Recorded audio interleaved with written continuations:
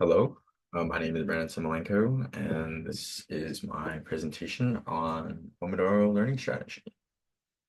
So, what is Pomodoro? It was invented by Francisco Cirillo in the 1980s, and it was designed to help improve focus and productivity.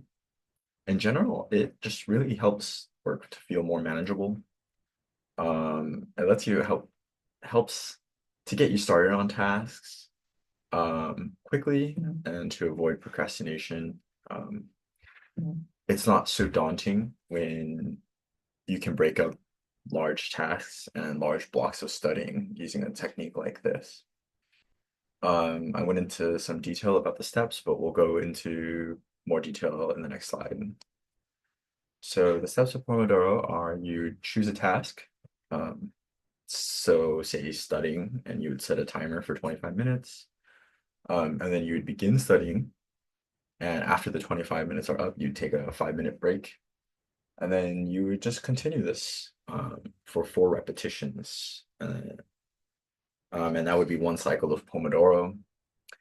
I also put in parentheses or until the task is finished, but we'll go over some accommodations and adaptations in another slide. So how does it help to improve learning and cognition? Uh, there's a lot of studies that show that taking breaks and giving yourself mental resets really um, help with clarity, focus, um, and to just keep your productivity at a high.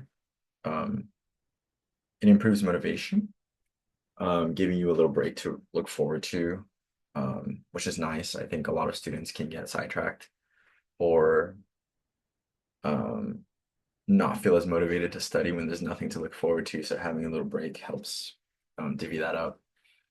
Memory, it enhances memory retention. There's a lot of studies that show cramming is terrible. So Pomodoro is a great strategy to implement when you want to study for long periods of time, study a lot of information, um, and really help your brain to consolidate that information, give it some space, as opposed to cramming.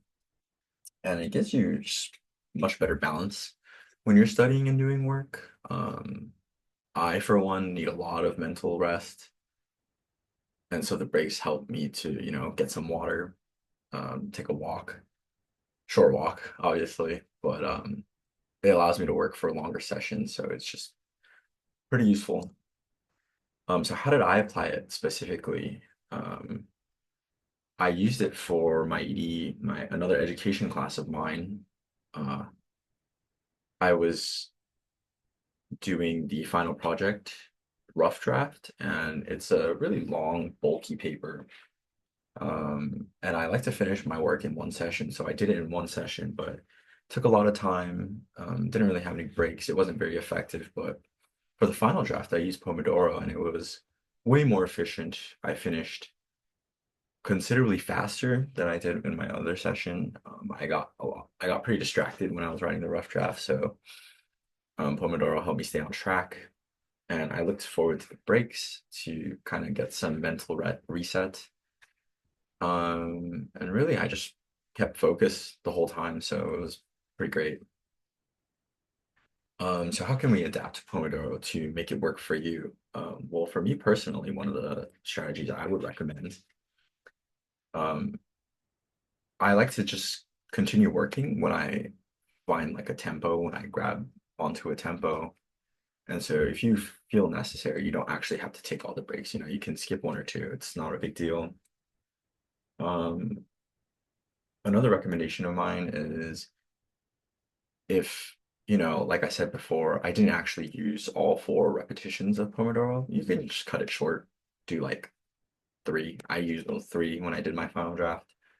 The last thing I want to say is you don't really need to use it only for studying or assignments. You can do it for presentations, group work, etc. Plenty of other things you can use it for. I just don't recommend like hobbies because you're probably not going to want to use a learning strategy when you're doing your hobbies. That sounds not great.